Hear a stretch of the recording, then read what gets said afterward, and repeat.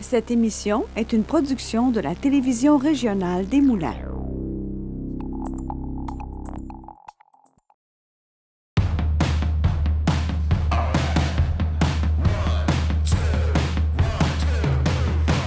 Ce soir à l'émission, un nouvel album pour Black Parents, un concert au TVT au profit de l'APETL et on souligne la Journée nationale de la vérité et de la réconciliation.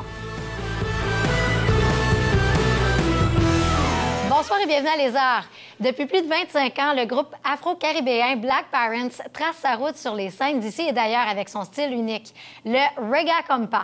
Ils signent aujourd'hui leur nouvel album Agréable, entièrement en créole, un projet qui célèbre l'amour, l'unité et qui marque le début d'une tournée internationale. Pour en parler ce soir, je reçois Wesley et Wesseng. Bonsoir. Bonsoir. Bonsoir. Merci d'avoir accepté l'invitation. Merci. Il va faire chaud en studio avec la prestation que vous allez nous offrir. Yes.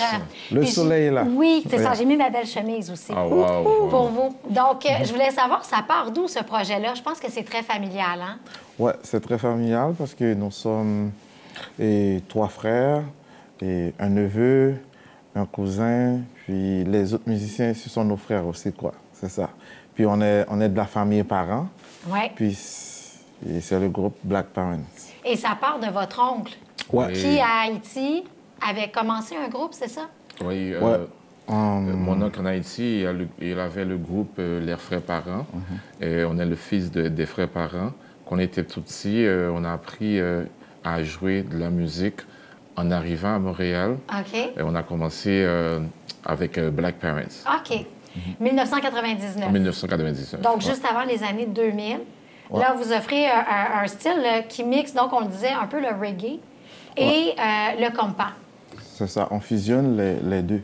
C'est qu'on a pris le reggae, puis on l'a mis avec le compa, puis on a créé notre style et raga compa.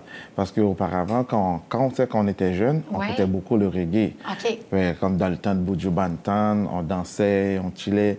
Puis le compa, ça vient de nous, ça vient d'Haïti. Puis c'est sûr qu'à la maison, on écoute le compas. Alors, avec nos amis, on écoutait le reggae. Puis, en fusionnant ça, on a créé notre propre style qui est Raga Compa. C'est vraiment chouette. C'est ça, oui. Puis, vous produisez dans plusieurs villes. Évidemment, là où on parle, où il y a une communauté créole, mais pas que ça. Ouais. Vous avez vraiment là, des endroits, exemple aux États-Unis, oui, dans les Antilles, du côté de l'Europe, à Montréal, il va y avoir plusieurs spectacles, mais vous avez vraiment des fans qui vous suivent depuis le tout début. Oui, depuis le tout début. Ça fait, bon, je peux dire, ça fait pas longtemps aussi, on était à Paris. OK. Ouais, on jouait là-bas, puis c'était la folie totale, c'était bien. Oui, c'est sûr qu'on a, après 25 ans, c'est sûr qu'on a deux générations qui nous suivent, on peut le dire. Tu sais, c'est comme, on a présentement les parents et les enfants qui chantent les chansons de Black Parents. Ouais. Et là, le nouvel album, Agréable, entièrement en créole. Entièrement créole. Mais on peut dire, entièrement créole, quoi. Il y a juste deux phrases en français, quoi. Quelques phrases, oui. Et qu'est-ce qui a amené ce choix-là? Qu'est-ce qui vous a poussé à se dire, on va le faire vraiment 100% créole? Parce que, auparavant, dans les autres albums, on mixait ça, on mettait un peu de créole, un peu de français. Un peu de créole, un peu de français, un peu d'anglais. Puis cette fois-ci, on dit, après 25 ans, on va essayer de faire quelque chose 100% créole. C'est la raison pour laquelle on a fait l'album Agréable, qui a un nom français, mais les chansons sont en créole, quoi. OK. Ouais. Génial. Puis quel est le but, justement, de l'avoir appelé Agréable, j'imagine, non? Parce que toutes les chansons sont agréables. Voilà, OK, d'accord. Puis vous voyez beaucoup tout ce qui est amour, on le disait, le respect. J'imagine que ça fait partie de vos valeurs. C'est vrai, c'est vrai. Amour, respect, parce que surtout la femme, on adore. On protège les femmes. Non, mais il faut le dire. Bon, moi, personnellement, j'écris beaucoup pour les femmes. Moi aussi. Ah oui? Moi on respecte beaucoup les femmes. Parce que je vivais aussi avec ma grand-mère. Puis elle me disait toujours, respecte tes femmes, respecte. Mais c'est vrai que dans la communauté haïtienne, on parle souvent des mamans. Beaucoup. Oui. Beaucoup. Et là, tu vois, maman est à la maison, est âgée. Puis on la garde à la maison, puis on prend soin d'elle. Tu sais, c'est comme... Ouais. C'est le retour. C'est le retour, tu restes à la maison, puis on prend soin de toi, quoi. Génial. Ouais. Wesley, tu joues de la guitare quand tu composes des chansons, mais sur scène, pas nécessairement. Non, sur scène, je ne joue pas de la guitare, parce que sur scène, je dois bouger, je dois courir, je dois sauter. Alors, c'est la raison pour laquelle moi... Oui, c'est ça. Moi, comme je prends la guitare pour composer mes chansons, ça me détend, puis je joue, puis les mélodies arrivent, puis je capte les mélodies, puis j'écris, puis c'est comme ça que je fais ça. Ouais. Puis si je te demandais, Wesseng, comment vous faites en équipe, puisque vous êtes plusieurs, puis que vous avez aussi des collaborateurs un peu partout sur la planète, comment vous faites pour créer une chanson? Pour créer une chanson. Processus de création se fait comment? Au point de vue de live, au point de vue de audio. Création, mettons. Création. OK. La façon dont on procède aussi peut arriver avec une mélodie. Il a commencé à écrire le texte. Il arrive, il m'a montré et je me suis fait arranger parce que la partie du studio, pour faire le beat, pour construire le beat, pour faire l'arrangement tout, ça c'est ma responsabilité. Ouais. Je m'en occupe au niveau de l'arrangement, l'arrangement musical tout, parce que je sais jouer la guitare basse. Je suis bassiste, mais à la fois et chanteur. En fait, c'est ça, c'est un travail d'équipe. Un travail d'équipe. Il y a mon petit frère Mario, c'est lui qui joue live dans le groupe. Et en même temps, en studio, c'est lui qui joue les chansons en studio. Il joue la guitare basse. Il joue la guitare basse, oui. C'est ça. C'est un travail d'équipe. Est-ce que vous sentez que votre style a évolué, mis à part qu'on est 100% créole avec cet album-là, Agréable? Est-ce que vous sentez que vous avez évolué à travers les 25 dernières années, surtout avec le neveu ou le fils? Oh non, bien sûr. Au contraire, il y a beaucoup de... Avec le style Raga Kompa, il y a beaucoup de jeunes qui, finalement, jouent ce style. Raga Kompa. Beaucoup de jeunes haïtiens, et même aux Antilles aussi. Aux Antilles françaises, il y a beaucoup de gens qui jouent du Raga Kompa parce que c'est un style, je peux dire, c'est bon pour les jeunes, pour les moins jeunes, pour tout le monde. Oui, c'est ça. Donc, si les gens ont envie de vous découvrir, il y a évidemment plusieurs vidéos sur YouTube. D'ailleurs, sur votre chaîne, si je ne me trompe pas, vous êtes à 490 000, quelque chose comme ça. Il faut aller sur Black Parents. Et vous allez trouver tout. Puis sur Instagram, c'est Black Parents officiel. On est un peu partout sur toutes les plateformes. Sur toutes les plateformes. Sur toutes les plateformes, on va nous trouver. Depuis que tu écris Black Parents, on est là. Tout va sortir. Donc, des infos pour le nouvel album, les anciens albums aussi, les anciennes chansons. Vous allez trouver Sonia, My Number One, Vidim Parlo Chéri. Tout est là. Génial. Toutes les hits. Et les dates de spectacle aussi. Les dates de spectacle, Parce que là, on l'a dit, il y a une tournée internationale. Qui s'en vient bientôt. Pour le 2026, on travaille là-dessus. Et ça pourrait être, je pense que mon manager est là. Ça va aller en Europe, puis aussi dans les Antilles. Aussi. Aux États-Unis sans oublier aux États-Unis aussi. Oui, et pour ici à Montréal, s'il y a des gens qui veulent aller vous voir en spectacle, il y a des dates en octobre. Oui, il y a le 12... 18 et au mois de décembre. Au mois de décembre aussi. Tout ça est sur le site Internet. Sur Internet. Merci tellement, Black Parents, d'être venu avec nous. Et on vous retrouve en prestation tantôt avec la chanson Sonia, justement.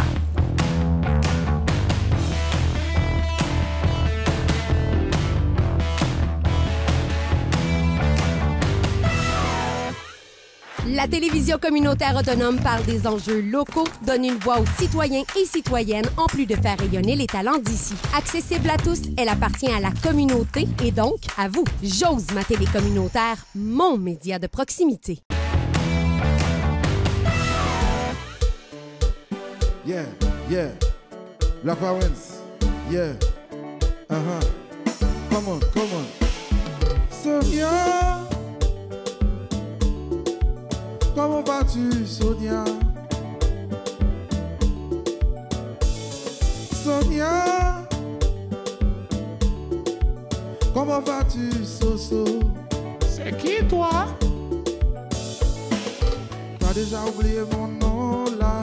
T'as déjà oublié ma face, là. T'as déjà oublié mon cœur, là.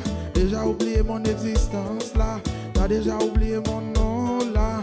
T'as déjà oublié ma face là. T'as déjà oublié mon cœur là. Déjà oublié mon existence là. Sonia, oh Lord. Sonia. Moi déjà dit où c'est femme qui porte l'amour. Moi déjà dit où c'est femme qui porte la joie. Moi déjà dit où c'est lumière, le requiem. Moi déjà dit où l'amour, le tapis soleil. Souvent, oui. Je te le dis souvent. Oui. Je te le dis souvent. Sonia la belle. Sonia maman. Comment vas-tu, Sonia? La plus belle. Yeah. T'as déjà oublié mon nom là. T'as déjà oublié ma face là. T'as déjà oublié mon cœur là. Déjà oublié mon existence là. T'as déjà oublié mon nom là. T'as déjà oublié ma face là. T'as déjà oublié mon cœur là. Déjà oublié mon existence là. Sonia, oh Lord. Sonia. Oh là, oh là, oh là, oh là. Olé, olé, olé, olé, oh. Oh là. Oh là, oh là, oh là, oh là. Olé, olé, olé, olé, oh. Oh là. T'as déjà oublié mon nom. Sonia. T'as déjà oublié ma face. Soso. T'as déjà oublié mon nom. Sonia. T'as déjà oublié ma face. Soso. Oh là, oh là, oh là, oh là. Olé, olé, olé, olé, oh. Oh là. Oh là, oh là, oh là, oh là. Olé, olé, olé, olé, oh. Oh là. T'as déjà oublié mon nom. Sonia. T'as déjà oublié ma face. Soso. T'as déjà oublié mon nom. Sonia. Hey, t'as déjà oublié ma face. Sonia. Yes, papa. Non, non. Compa. Gaga, compa. On danse, on danse, on danse, on danse, on danse. Yeah.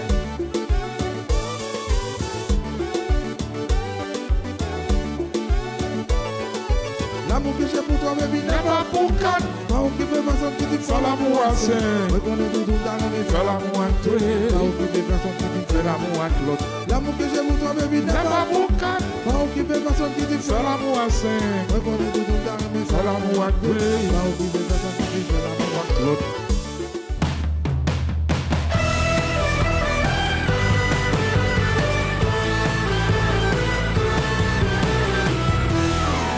On se retrouve au Musée d'art de Joliette afin de souligner la Journée nationale de la vérité et de la réconciliation, une journée qui fait en sorte qu'on peut écouter, comprendre et dialoguer entre les communautés autochtones et allochtones. Donc, c'est avec de l'art et un théâtre forum qu'on ouvre la discussion. C'est une pièce qui est inspirée de faits vécus et qui permet après au public de pouvoir échanger et d'évoquer des pistes de solutions. Moi, je pense qu'il y avait quand même pas mal de secrets en arrière de ces petits yeux-là. Non? T'as pas tort. Elle l'a eu à la dure, hein, comme beaucoup d'Autochtones. Et quand ils sont venus la chercher pour l'envoyer à l'école, là, Les maudits pensionnats. Ma mère, elle me dit que Coucoum, il avait pas raconté grand-chose de cette époque-là. Hein? Mais à vous, elle a dû vous en raconter des choses. Du théâtre forum, c'est au départ une pièce de théâtre qui est présentée aux gens. La pièce de théâtre, elle a été écrite à partir d'histoires qu'on a entendues sur le sujet qui nous concerne par la pièce. Là, ce soir, c'était le vécu, c'est ça, d'Autochtones, et puis le lien entre les non-autochtones et autochtones. Donc, une fois que la pièce est présentée, là, on invite les gens à réagir. La pièce présente des impasses, des situations problématiques. Donc, les gens, ça les fait réagir. Et donc, avec les réactions, bien là, on invite les gens à dire « Ah, bien, OK, alors si vous vous retrouviez dans telle ou telle situation, qu'est-ce que vous diriez à tel ou tel personnage? » Et là, quand le climat s'y prête bien, que la discussion est bien engagée, on invite carrément les gens qui ont des pistes de solutions à venir les expérimenter avec les comédiens. Dans la vie, on ne peut pas toujours se permettre d'essayer des affaires parce qu'on se dit « Oh mon Dieu, si je me trompe, si je me gourre, ça va aller mal. » Là, on a la liberté de le faire, on est entre nous, le lieu est sécuritaire et puis on essaye des choses. Puis voilà, ça nous donne des outils pour la suite après ça dans la vie. C'est quoi l'importance d'organiser justement un théâtre comme ça, de participer pour montrer à la communauté comment prendre la bonne voie? Bien, je vous dirais que dans le sens où est-ce que l'art et la culture sont des véhicules assez importants pour justement contrer le racisme, lever le voile sur certains tabous qu'on a peut-être envers les autres, les gens qu'on connaît pas, les choses qu'on connaît pas, les cultures qu'on connaît pas. Puis c'est super important de le faire dans un cadre où est-ce qu'on peut en discuter ensemble, parce que c'est avec les discussions qu'on va aller plus loin. L'art, c'est toujours quelque chose qui va te chercher à travers des émotions. Alors, c'est une bonne moyen de pouvoir ramener des sujets émotifs, délicats ou autres. On utilise l'art souvent pour aussi commémorer des événements importants. Comme on voit en arrière de nous, on a une œuvre d'art qui est en commémoration de Joyce Echaquan, qui est renouvelée à chaque 2 ans par un artiste autochtone. Aujourd'hui, on s'est dit que ça serait un bon moyen aussi de pouvoir commémorer la triste passage des pensionnats indiens, puis de pouvoir parler de ce sujet-là. C'est un moyen, je pense, innovant de pouvoir le faire. Tout est dans l'écriture de la pièce au départ. Il faut viser juste, vraiment représenter des situations qui existent, où les gens se reconnaissent, où ils reconnaissent des réactions. Alors, à ce moment-là, les gens, ils embarquent. Mais je me demande comment ils font, là, pour aller s'acheter des précotes. Ça coûte cher, ça? Ah, c'est vrai. Les Indiens, ils payent pas de taxes pis d'impôts. Autochtone, Gigi, il faut dire autochtone. Ouais. En tout cas, c'est ça que je te disais. Fait que là, ma nièce est partie travailler là-bas, là, chez les Indiens. Chez les Autochtones? Oui, parce que là, j'ai dit, hey, tu faut bien belle fille de même, là, tu vas te faire aborder, là. Tu sais, ça peut être fougueux, un Indien, hein? Autochtone, Gigi? Ben, tu devrais aller voir ton ami et lui dire, hey, ça n'a pas de bon sens ce que tu dis. Hey, plus clair, hein? Ben, moi, j'ai l'impression que je l'ai senti aussi mal à l'aise dans ses interventions, que peut-être que lui-même, il lui manquait de l'information aussi. Il répétait beaucoup, on dit pas indien, on dit autochtone, mais il réagissait pas finalement sur comme tous les autres préjugés aussi qui étaient mis de l'avant. Chacune des scénettes qu'on a vues ce soir, c'est vraiment tous inspirés de faits vécus. Donc, on a l'intervenante Violette qui a été inspirée de mon expérience. En tant qu'Autochtone, je suis allée travailler dans une école d'un centre de service scolaire, puis ça s'est pas très bien passé.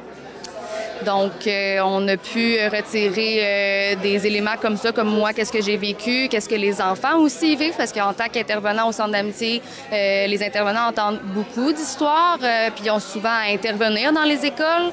Donc, oui, c'est ça, c'est tout vraiment issu de faits qu'on a mélangés ensemble. Cette pièce de théâtre peut être vue différemment parce que, justement, c'est des histoires réelles que les membres de la communauté ont vécues, ils ont partagées.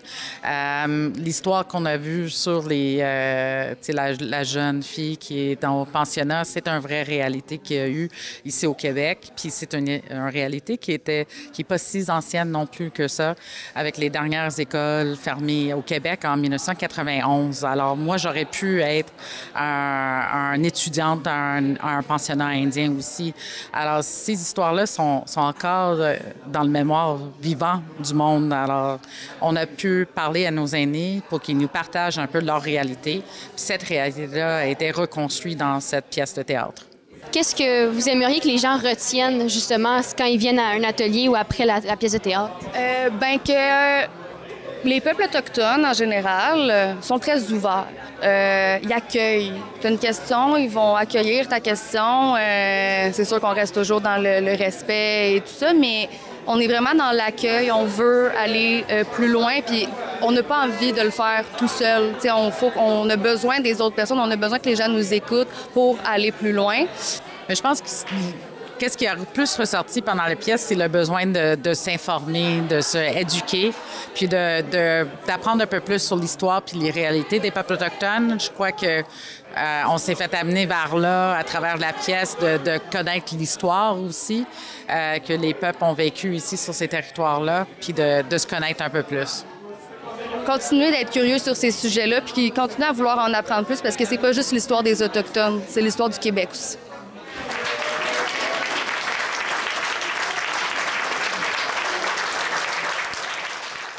Le Théâtre Forum, c'est bien plus qu'une représentation, c'est un espace pour ressentir, pour dialoguer et pour imaginer en communauté des chemins vers l'avenir. Et avec chaque histoire entendue, on ajoute une voix de plus sur ce dialogue sur le chemin de la réconciliation.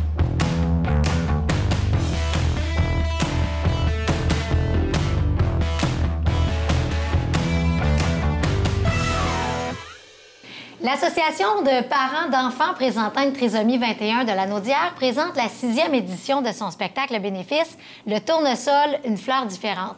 Pour en parler, je reçois Chantal Lamarre, qui est membre du CA et fondatrice avec sa fille Mélanie Godin, qui est chanteuse dans la chorale. Bonsoir à vous deux. Bonsoir. Ça va bien? Bien. Bien, Oui. contente d'être là? Oui. Très contente. En tout cas, je suis très contente de pouvoir vous recevoir ce soir pour nous parler de ce bel événement-là. Oui. Mais avant de parler de l'événement, j'aimerais qu'on parle de l'association de parents.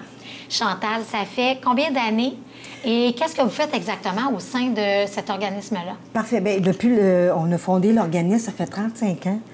Moi et mon conjoint, on était avec une vingtaine de parents qui étaient guidés par des intervenants du Centre de réadaptation et notre maman mentor. Nous, dans ce temps-là, Mélanie, elle avait 2 ans. Mais la majorité des parents, des vingtaines de parents, il y avait des enfants à peu près de 2 ans. Et notre maman mentor, Mme Champagne, avait un garçon, Hugo. Tu te souviens d'Hugo, hein, Mélanie? Oui. Lui, il avait 10 ans. Fait que, c'était comme notre modèle. Là. Je comprends. Fait que l'organisme a commencé comme ça.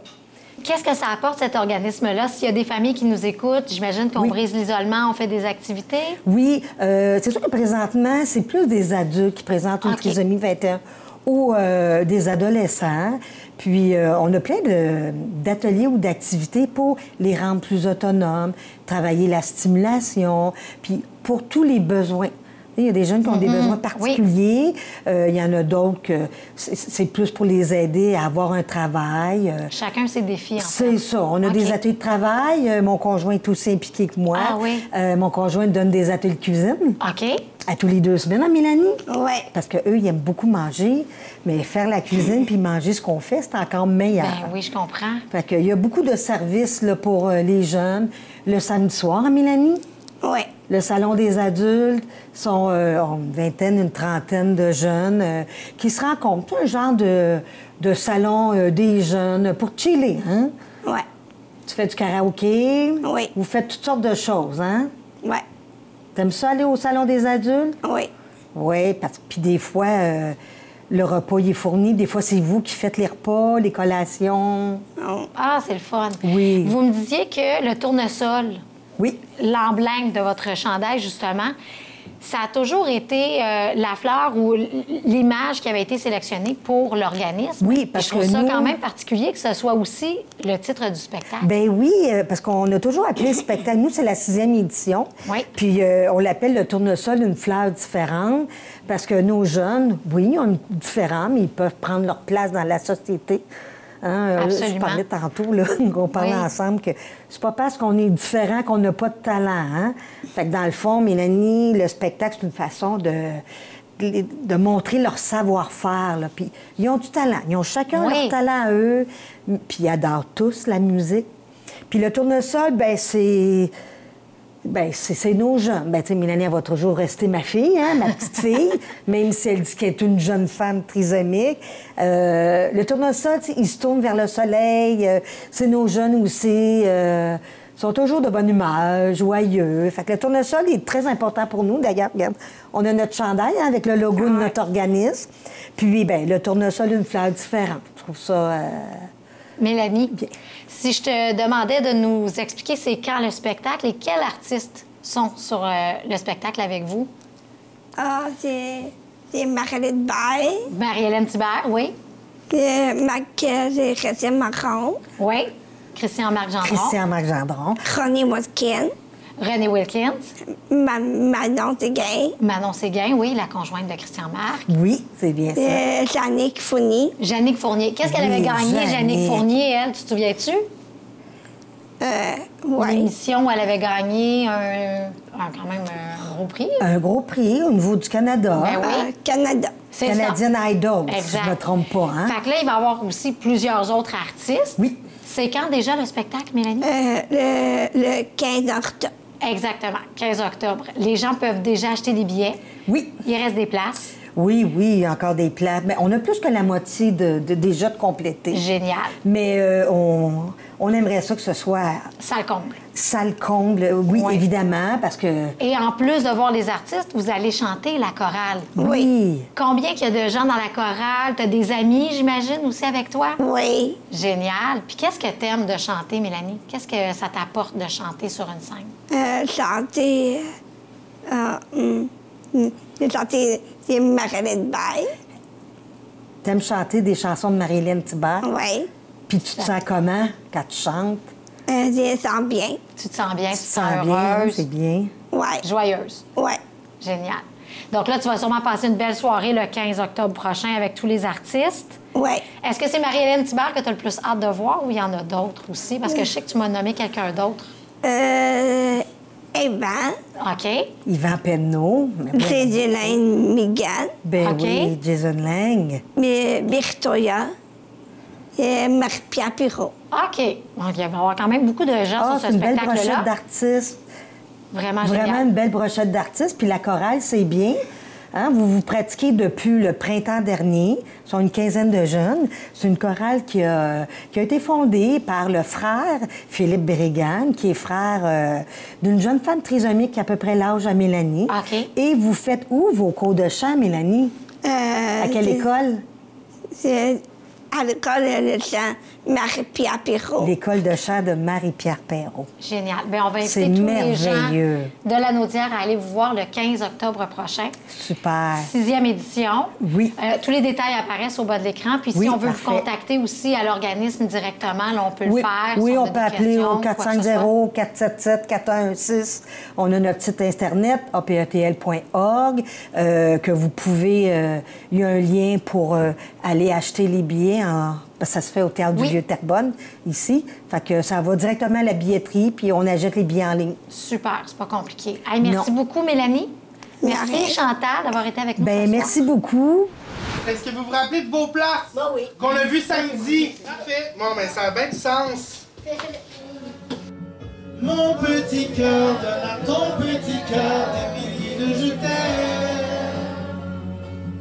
Mon petit cœur donne à ton petit cœur des milliers de je t'aime.